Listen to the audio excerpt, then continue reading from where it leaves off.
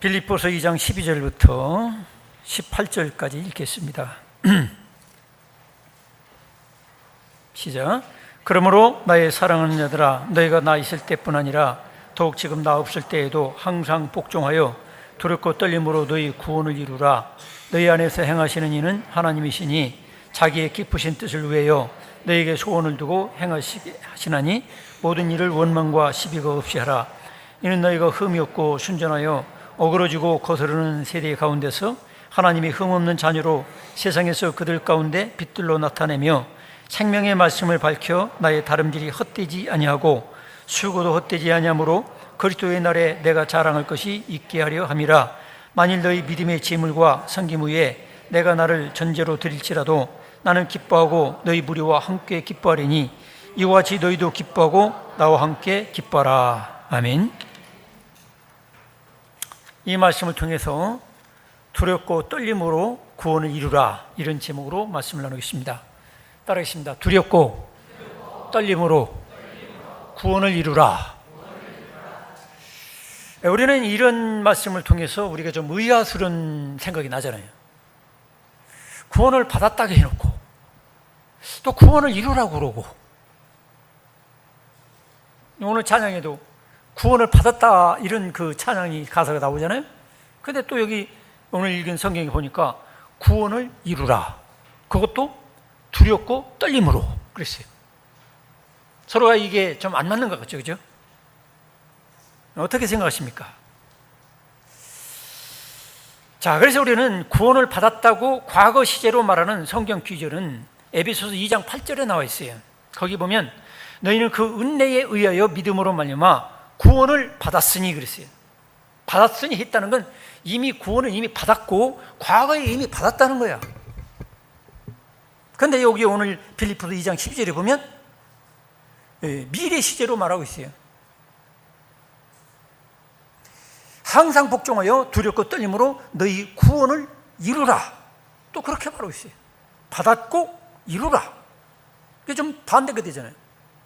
구원을 받았다 해놓고 왜 또 구원을 이루라고 그러느냐 말이에요. 죽고 끝나면 되지. 그렇죠? 그런 그 신학적인 문제가 이 규제를 통해서 논쟁이 될 수가 있습니다. 그리고 또 구원이라는 것은 하나님의 전적인 은혜요 선물로 주는 것인데, 오해하기 쉬운 것이 그러면 내가 구원을 이루는 어떤 노력과 어떤 선행이 따라야 되느냐 말이죠. 또 그건 아닌 것 같죠, 그죠? 그래서 이런 문제를 가지고 여러분 어떻게 생각하는지 이 성경 말씀을 통해서 신학적인 정리, 성경 전체적인 정리를 할 필요가 있지 않겠나, 그런 생각입니다. 그리고 또한 우리가 신앙생활 하다 보면 1월 달은 어때요? 새롭게 보자. 3월 달까지는 오는데 이제 4월 달, 5월 달 되면 조금 풀어지고, 이제 6, 7, 8월 되면은 마귀한테 뭐라고 합니까? 날 잡아자 쓰세요. 요나같이 하나님 앞에 아이고 죽여주세요. 영적으로 처진단 말이야. 이렇게 졸리고 피곤하고 따분하고 영적으로 졸음이 오고 그럴 때는 이 목회자가 할 수 있는 게 뭐예요? 여러분에게 경각심을 주고, 이 일이가 너희들을 잡아먹으러, 당신들을 잡아먹으러 올 수가 있으니까 정신 차려 깨어있어라, 이런 말을 이 목회자는 해줄 수밖에 없는 거예요. 할렐루야. 여러분이 그런 걸 이해하셔야 됩니다. 그래서 성경에도 보면 어떤 때는 구원을 받았으니, 완전히 다 완성된 것처럼 얘기했다가, 여기 오늘 읽은 성경 본문 배경은 어떠냐면 빌립보 교인들이 환난과 핍박이 몰아치고 그러니까 이 사람들이 자꾸 마음이 해이해져, 게을러져. 그리고 사도 바울이 그 교회를 떠나가지고 있으니까 이제 교회에서 무슨 복종하는 것도 없고 순종하는 것도 없고 열심 내는 것도 없으니까 이 서신을 보낸 거예요. 나 있을 때뿐만 아니라 나 있을 때 너희들 잘했잖아. 근데 나 떠나니까 너희들 왜 그러니? 이런 뜻이에요.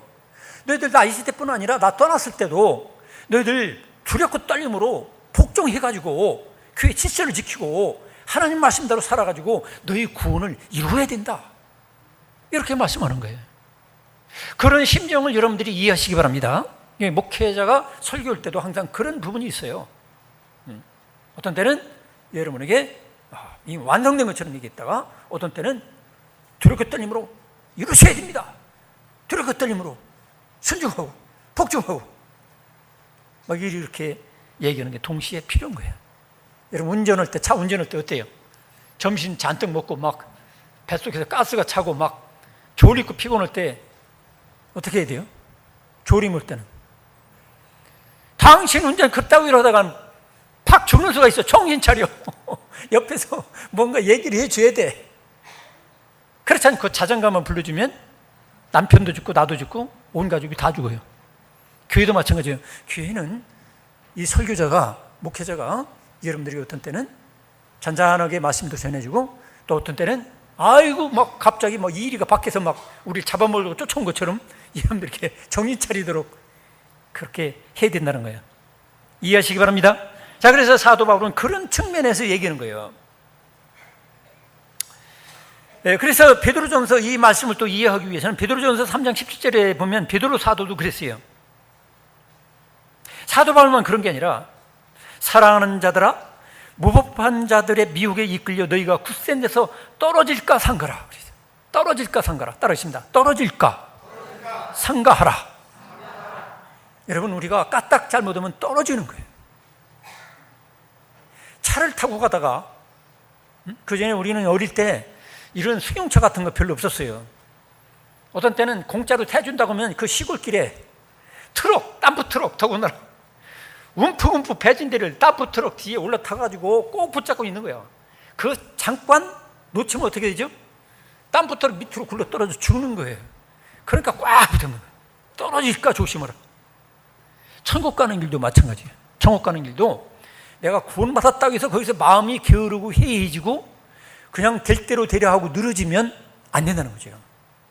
덤프 트럭을 공짜로 태워준 건 사실이니까 손잡이를 꽉 붙잡고 제가 굉장히 공포를 느낄 때도 있었어요.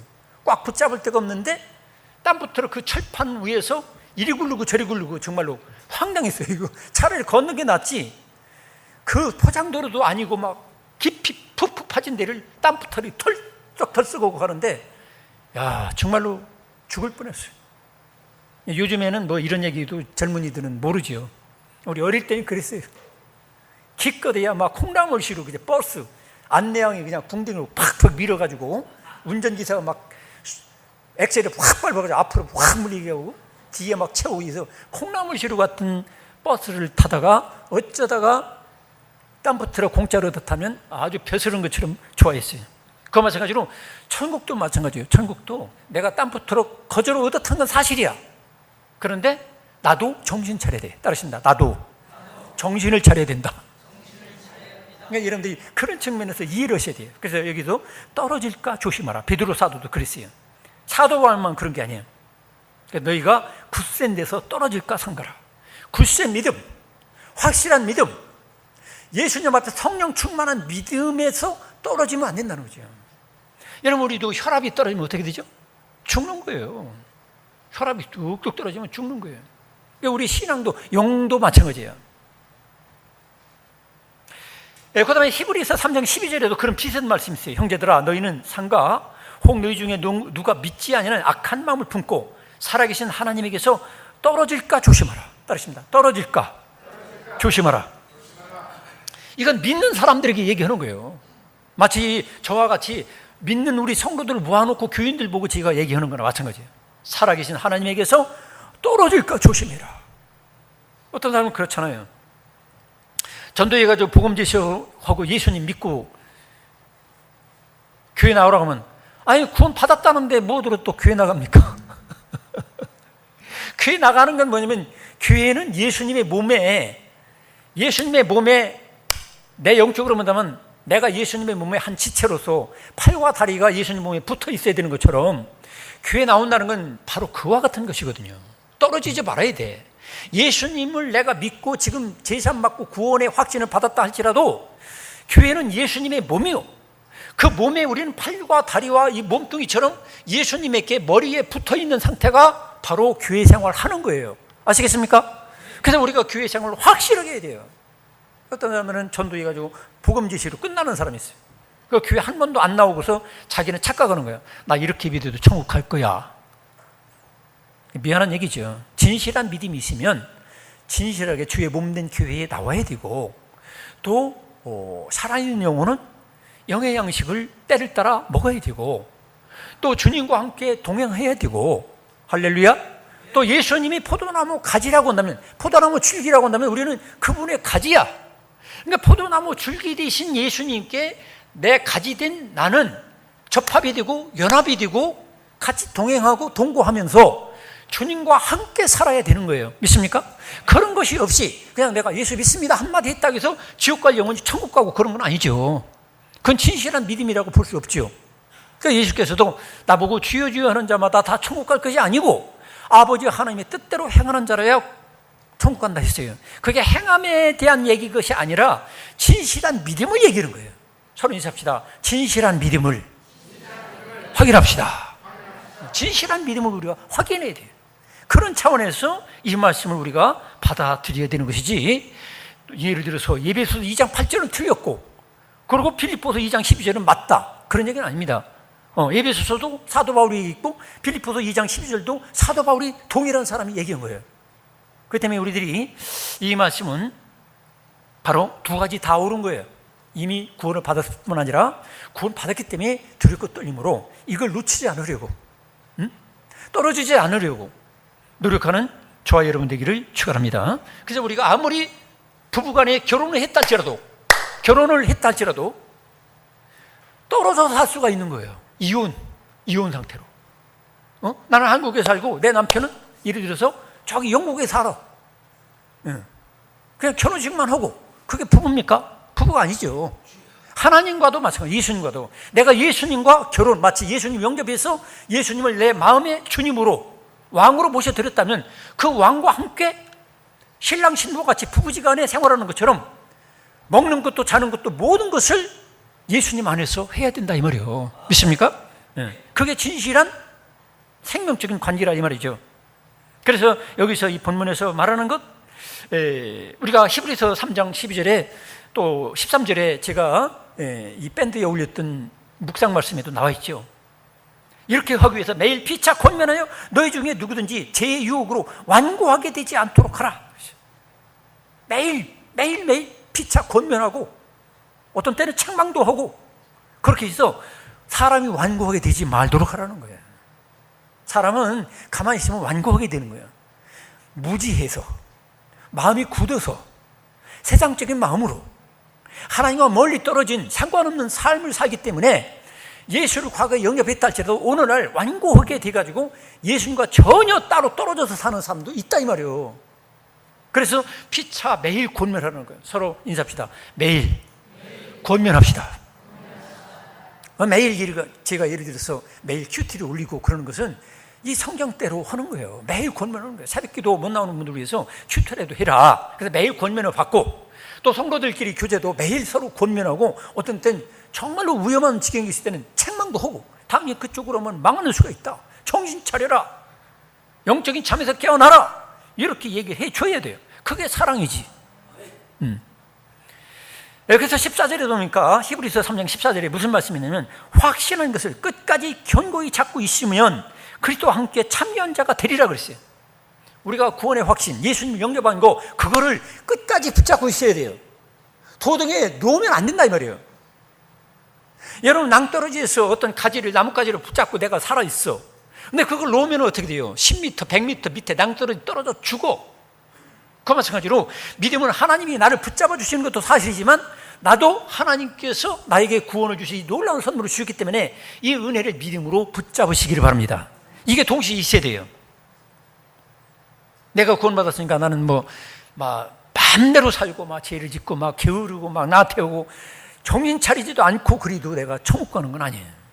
서로 인사합시다. 정신을 차려서 하나님이 주신 것을 귀한 줄 알고 놓치지 맙시다. 그거를 우리가 알아야 돼요. 그래서 구원과 믿음에서 멀어지게 하는 미혹을 물리치며 살라는 거예요. 그때 당시에 빌립보 교회는 여러 가지 율법주의, 예를 들어서 예수님 믿어도 너희들이 유월절을 지켜야 된다, 아니면 할례를 받아야 된다, 이런 율법주의자들이 쳐들어왔어요. 사람들을 미혹하니까, 우리로 말하면 이단들이 나와가지고 미혹하니까 이 사도 바울이 이렇게 권면한 거예요. 너희들 그거 놓치면 안 된다. 너희들이 할례 받아서 구원받을 것 같으면 우리가 왜 구태 예수님 십자가 못 박혀 죽으셔야 되느냐. 말도 안 되는 소리 하지 마라. 너희들 거기에 귀를 기울이지 마라. 너희들 이단들 조심해라. 율법주의 폐격해라. 이런 뜻입니다. 거기에 너희들 떨어지면 너희들이 결국에는 떨어진다. 하나님으로부터 떨어진다. 하나님으로부터 떨어지면 어떻게 돼? 땅바닥에서 굴러 떨어지는 거랑 똑같고 절벽에서 떨어지는 거랑 똑같다 이 말이죠. 그렇다고 해서 무율법주의자라든지 율법 폐기론자 비슷하게 하나님의 구약의 어떤 윤리 도덕적이고 그런 말씀을 아주 필요 없다고 막 살인하지 말라, 간음하지 말라 이런 거 다 필요 없다는 식으로 무율법주의자라든지 율법 폐기론자로서 그렇게 살아가도 또 그게 또 문제예요. 그건 방탕한 거예요. 그런 것도 우리가 도덕적인 명령이기 때문에 하나님의 백성답게 세상의 어떤 형법보다도 어떤 법보다도 성결하게 거룩하게 살아가야 된다 이 말이에요. 마태복음 5장 6장 7장에 나와 있는 산상수훈을 통해서 우리가 더 율법의 요구보다 더 엄한 거룩한 삶을 우리가 살아야 된다 이 말이죠. 할렐루야. 대답이 없네. 아유 목사님 너무 어려운 말씀인데요. 어려우니까 성령 충만 받아야지. 따르십니다. 어려우니까 내 힘으로 안 되니까 성령으로 하나님의 힘으로 온전하게 됩시다. 그래요. 그래서 우리들이 예수 그리스도를 믿음으로 말미암아 구원받았다고 해서 아무렇게나 살고 그냥 뭐 무법주의로 살고 교회에서도 질서도 없이 살고 여의도 없이 살고 악하게 살고 속이고 게으르고 시간 개념도 없이 어떤 경제 개념도 없이 막 사는 것은 아니에요. 그것은 구원을 오해하는 거예요. 어떤 사람들보다도 더 빤듯하게 더 성결하게. 할렐루야. 아멘이라고 말을 제대로 못하는 분들은 무엇입니까? 분발하시기를 축원합니다. 분발해야 돼요. 그렇게 안 하면 어떻게 되냐면 세상 사람들로부터 손가락질 당해요. 아, 저것들이 예수쟁이라는 건데 우리들보다도 못하게 사네. 그래서 하나님 영광을 먹칠하는 거, 하나님 얼굴에. 그래서 하나님으로부터 받을 상급이 없어요. 축복도 없어. 우리가 사는 목적은 뭐예요? 하나님 어떻게 보면 하나님 얼굴을 빛나게 하는 거예요. 믿습니까? 하나님께 영광 돌리기 위해서 우리가 사는 건데 예수 믿는 사람들이 더 거짓말 잘하고 더 게으르고 더 경제 개념도 없고 무슨 준법 정신도 없고 윤리 개념도 없고 더 엉망진창으로 살고 더 음란하고 더 그냥 악하고 그럼 되겠어요? 따르십니다. 예수님을 닮을 기회로 우리를 구원해 주셨다. 믿습니까? 그래서 우리들이 그것을 우리가 놓치지 말아야 돼요. 그걸 놓치면 우리가 예수 믿는다는 사람들이 싸구려 복음 그냥 막 믿습니다 한마디면 천국 가고 언제 죄를 지고 어떤 무슨 나쁜 일을 하고서 또 돌아서서 잘못했습니다 하면 다 용서받고 그건 뭐냐면 하나님을 조롱하는 거죠. 서로 인사합시다. 하나님을 조롱하지 맙시다. 하나님을 조롱하고 모욕하는 사람들은 하나님께서 만유의 여김을 받잖아요. 하나님 속지 않아요. 그러니까 우리들이 진실한 믿음 생활에서 떨어지지 않도록 해야 된다 이 말이죠. 그 다음에 우리가 두 번째로 생각하는 것은 구원을 이미 완성한 것처럼 방심하고 게으르고 무책임하게 사는 것을 고치라는 거예요. 구원을 받았다 하니까 사람들이 게을러진다 이 말이죠. 차고 게을러진다. 날씨가 이렇게 무더우면 어때요? 어떤 사람은 둥글둥글 참 텔레비전 보다 또 끄다가 또 일어나서 또 잠잤다가 또 일어났다가 밤에 8시간 9시간을 자면서도 또 아침에 또 늦게 일어나고 엄마 아빠가 야 제발 일어나라 대학생 넘는 애들한테 막 제발 일어나라 밥 먹어라 그래도 예배 시간 늦고 이게 뭐지? 그 속에 구원의 능력을 누리지 못하는 거예요. 완전히 퍼져버렸어요. 라면으로 말하면 삶아가지고 금방 내 탱글탱글할 때 그거 먹어야지. 밀면도 그렇고 네? 냉면도 그렇고 다 퍼져가지고 이건 밀가루 반죽이는 것 갖다가 입에다 넣어봐 구역질 나잖아요. 여러분 하나님 마음을 그렇게 만들지 마시기 바랍니다. 뭔가 긴장성도 있고 긴장성이 있으려면 그 냉면 삶아가지고 밀면 같은 거 국수 같은 거 삶아가지고 찬물에다 얼른 담갔다 빼고 그러잖아요. 더 똑똑하지요. 우리 신앙생활도 그래야 된다는 거예요. 긴장감을 잃어버렸다. 하나님이 주신 놀라운 구원, 또 구원이라는 게 뭐예요? 하나님이 내 속에 살아계신 거 아닙니까? 그냥 하나님이 내 속에 살아계신데도 게을러, 무책임해, 정신이 흐리멍덩해, 뭔가 마시움을 기억하는 것도 없어. 하루 종일 제 감정대로 살고 성질대로 살고 할 말 다 하고. 그럼 뭐예요? 국수 완전히 불어 터져가지고 이제 밀가루 풀어놓은 거나 마찬가지예요. 이런 거는 하나님의 입이 들어갈 수가 없어요. 여러분 그런 거 삶아놓고 여러분 먹으라면 먹겠어요? 하나님께서도 입에서 내치고 싶은 거예요. 여러분들이 정말로 싱싱하고 탱글탱글한 정말로 긴장감 있고 그런 냉면처럼 주님 앞에 두렵고 떨림으로 구원을 이루어 나가시기 바랍니다. 그런 의미예요, 여러분들이. 하나님을 마치 잡수시는 분으로 이해한다면 그렇다 이 말이에요. 그래서 우리들이 구원을 이미 완성한 것처럼 방심한다는 건 잘못됐다는 것.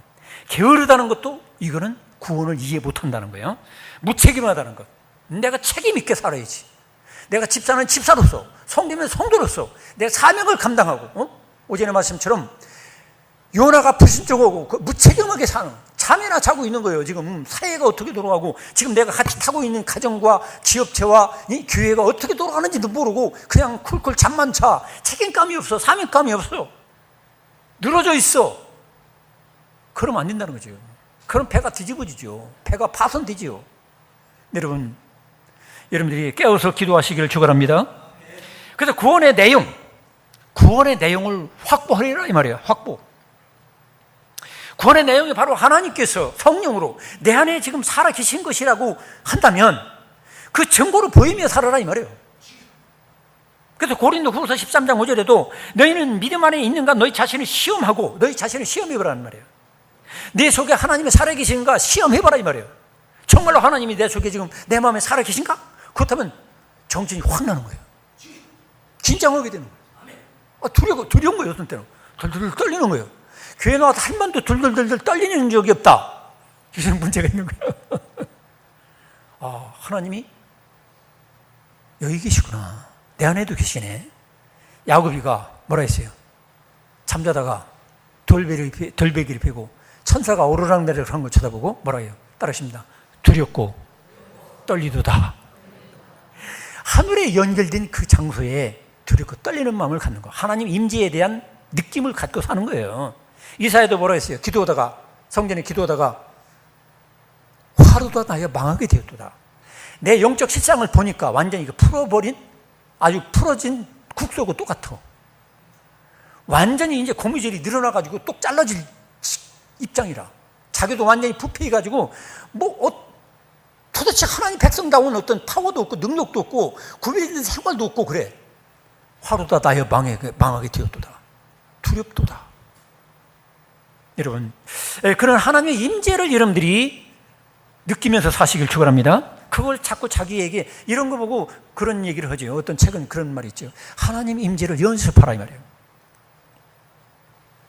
그게 사실인 것처럼 내가 믿고 하나님 따르십니다. 하나님이 여기 계시구나. 그런 상태로 우리가 사는 것이 주님과 동행하는 거고 구원을 이루며 사는 거예요. 네? 내 속에 살아계신 하나님, 내 마음에 살아계신 하나님, 내 가정에 살아계신 하나님, 그 하나님 앞에서 합당하게. 그래서 너희 자신을 시험하고 너희 자신을 확정하라. 예수 그리스도께서 너희 안에 계신 줄을 너희가 스스로 알지 못하느냐? 그렇지 않으면 너희는 뭐라 했어요? 따르십니다. 버림받은 자니라. 이거 너무 두렵잖아요. 그죠? 버림받았다는 거예요. 예수님으로부터. 여러분이 시험하고 확정해야 될 이유가 거기 있는 거예요. 정말로 예수님이 내 안에 살아계신가? 내가 시험해가지고 그에 합당하게 내가 살려고 하나님 임재를 느끼면서 그걸 체험하면서 그걸 확인하면서 확증하는 증거하는 생활이 우리에게 있어야 된다는 거예요. 그렇지 않으면 내가 버림받은 자라고 그러는 거예요. 버림받은 자. 그런 일은 없어야 되겠죠. 여러분, 그런 말씀을 들을 때 어떤 생각이 나죠? 그렇구나. 나도 버림받을 수도 있구나. 그렇구나. 나도 떨어질 수가 있구나. 그래서 교회를 10년, 20년, 30년 나왔어도 어느 날 떨어져서 절에 앉아있는 사람이 있고 이단에 가서 앉아있는 사람이 있어요. 왜? 평소에 이런 걸 확인하지 않으니까 그래요. 두렵고 떨림으로 구원을 이루는 생활이 없으니까 뭐 절 다니는구나, 교회 다니는구나, 비슷하네, 뭐 착하게 살라는 건 다 똑같네, 뭐 윤리 차원에서 끝나는 거예요. 그런데 하나님 살아계신 실제적인 임재와 그분의 생명을 누리지 못하는 사람은 그렇게 된다는 거죠. 이단에 넘어오라는 것도 시간 문제예요, 여러분. 이게 교회 수십 년 잘 다녔던 집사님, 권사님, 어떤 분이 어느 날 절간에 가서 앉아 있어도 너무 놀리지 마세요. 또 뭐 신천지 어디 가서 앉아 있어도 놀릴 거 없어요. 왜? 평소에 그는 껍데기는 교회는 왔다 갔다 있어요. 겉으로는 11조고 봉사 충성 많이 하는 것처럼 했어. 근데 속에는 평소에 하나님 임재를 느끼면서 두렵고 떨림으로 구원을 이루는 생활이 없었다는 거예요. 이게 진짜 중요한 거예요, 이게. 예? 내 11조, 뭐 11조, 2조, 3조 하는 게 더 중요한 게 아니라 실제로 하나님이 내 안에 살아계신 그걸 내가 느끼고 그걸 체험하면서 살아가는 게 이게 더 본질이고 더 중요하다 이 말이에요. 할렐루야. 그거 없이 10의 2조 아니라 10의 5조를 바쳐도 의미가 없는 거예요. 그게 있으면서 11조를 드리고 헌금을 드려야 그 의미가 있는 거지. 그거 없이 무슨 뭐 하나님 앞에 돈 많이 갖다 바친다고 해서 하나님은 뭐 배고픈 분이에요? 그런 거 아니잖아요. 내가 무슨 뭐 봉사를 많이 한다고 해서 하나님 그걸 대단하게 봅니까? 아니잖아요. 하나님 없이도 얼마든지 세상 사람도 봉사 많이 해요. 불쌍한 사람 도와주고. 이게 더 중요한 게 뭐냐면 두렵고 떨림으로 하나님이 내 마음 성전에 심령 성전에 와 계신 것을 느끼고 알고 인정하고 그걸 내가 일상생활 속에서 확인하고 시험하고 확정하며 사는 게 더 중요하다 이 말이에요. 할렐루야. 그런 생활이 없으면 결국에는 신앙생활 잘하는 것 같다가 어느 날 떨어지는 거예요. 그러니까 여러분들이 사람한테 속지 마세요. 신앙 좋았다고 어떤 사람은 신앙 참 좋았다. 그 집사가 너무 신앙이 좋았는데 어느 날 말이야 떨어졌다. 서로 인사합시다. 놀라지 맙시다. 놀라지 마세요. 그러니까 중요한 건 뭐냐? 실제로 살아계신 하나님 그분을 내가 날마다 확인하며 그분과 생명적인 관계를 긴장 관계에서 우리가 같이 동행하는 게 중요하다 이 말이죠. 그래서 이제 내가 사는 것이 아니고 오직 내 안에 그리스도께서 사시는 것이라고 갈라디아서 2장 20절에 사도 바울이 고백하는 것처럼 하나님이 우리 안에 내 안에 지금 살아계시다. 이거를 의식하며 이거를 누리며 살아야 돼요. 그러니까 사람도 뭐 의식하지 마세요. 사람들이 뭐라고 하려나? 내가 이렇게 처신하면 누가 뭐라고 말할까? 그거를 신경 쓰는 사람은 지금 내 안에 살아계신 예수님께는 신경을 안 쓴다는 증거예요. 내 안에 살아계신 그 예수님께 여러분 신경 쓰시고 집중하시길 축원합니다. 사도 바울의 승리가 바로 그거예요. 내 안에 살아계신 예수, 내 안에 지금 예수님이 살아계시다. 하나님이 살아계시다. 그러니까 그 하나님 살아계신 앞에서 내 목숨까지도 내가 바쳐 사랑하고 그분과 함께 내가 동행하고 동역한다. 사명에 충실하겠다. 이것이 바로 하나님의 힘으로 말미암아 가능했던 거예요. 믿습니까? 그렇지 않냐고 사람들이 뭐 누가 나한테 막 칭찬해 주면 내가 힘이 나고 칭찬 안 해주면 푸르르 심 빠지고 그런 건 진짜 신앙이 아니죠. 여러분을 정말로 위로해 수 있고 정말로 여러분을 힘있게 할 수 있고 능력 있게 할 수 있는 분은 여러분 안에 살아계신 하나님밖에 없다는 사실을 믿으시기 바랍니다. 여러분 안에 살아계신 하나님만이 여러분을 능하게 하시고 위로할 수 있고 희망을 줄 수가 있어요. 그에 도달하지 못하니까 우리가 뭐 서로가 그냥 이렇게 위로의 말도 하고 칭찬의 말도 하는데 사실은 그거 계속 받다 보면 내 안에 살아계신 예수님을 의지하잖아요. 그러면 문제가 터지는 거예요. 나중에는. 지금은 호되게 사람들이 나를 쳐다본 척도 안 하고 나를 비난하고 험담하고 그런다 할지라도 그렇구나. 내가 의지할 분은 예수님밖에 없구나. 내 안에 살아계신 하나님밖에 없구나. 그 하나님을 의지하는 그런 영적 분위기를 오히려 감사하시길 축원합니다. 그걸 오히려 감사해야 돼요. 그래서 우리는 하나님이 살아계시다면 너희들이 내 있을 때뿐 아니라 나 없을 때도 너희들 두렵고 떨림으로 말씀에 순종하고 너희들이 충성되게 살아야 된다 이 말입니다.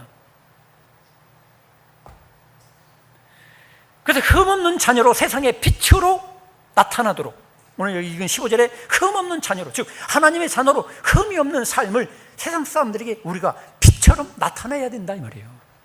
두렵고 떨리는 구원을 이루는 생활이 없으면 이런 게 안 나타난다는 거죠. 아이고 교회 다니는 것들이나 안 다니는 것들이나 다 똑같아 이러면은 여러분 실패하고 있는 거예요. 지금 그렇게 살면은 주님을 여러분 안에 계신 하나님을 놓치고 있는 거예요.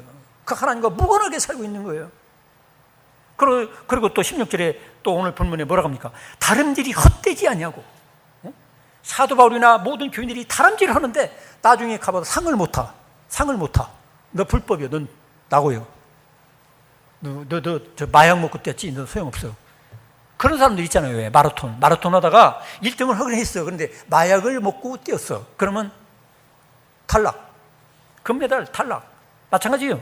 오늘날 우리들도 저렇게 떨림으로 내 안에 살아계신 하나님, 임마누엘이 하나님, 우리의 마음속에 살아계신 하나님의 성전으로서 내가 하나님을 의식하고 그분을 느끼고 그분에 의해서 그분이 주시는 신과 능력과 위로를 통해서 살아가지 않는다면, 그 말씀에 순종하지 않는다면 나중에 아무리 열심히 신앙생활하는 것 같아도 나중에 너 탈락.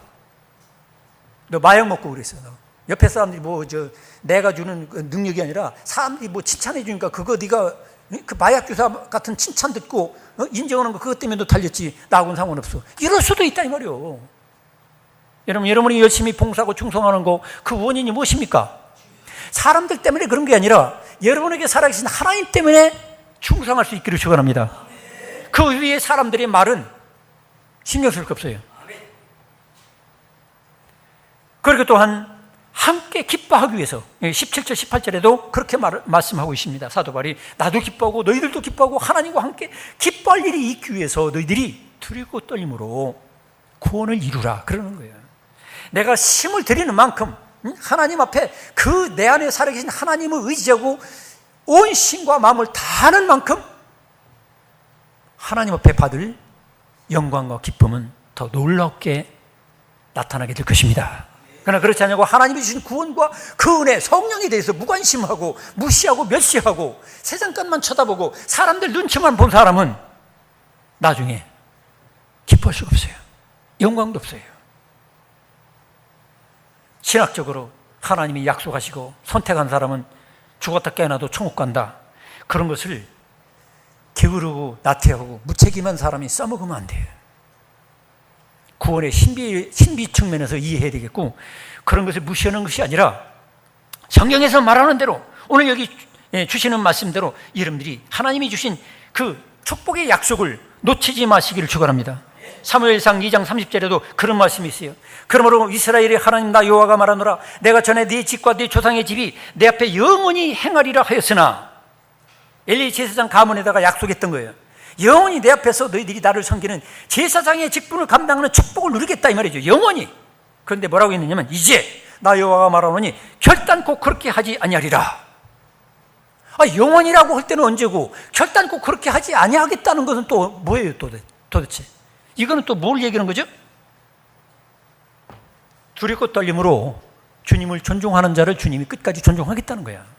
그러나 그런 축복의 약속을 받았어도 내가 열심히 내지 않고 내가 성실하지 않고 내가 책임있게 살지 않으면 영원이라는 말은 소용없다 이 말이죠.